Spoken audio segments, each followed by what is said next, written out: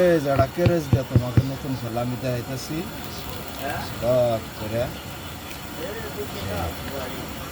এই এই 1 2 3 4 5 6 7 8 9 10 11 12 13 14 15 16 17 18 19 20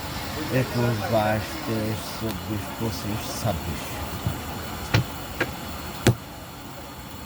4 5 6 7 8 9 10 8 9 10 7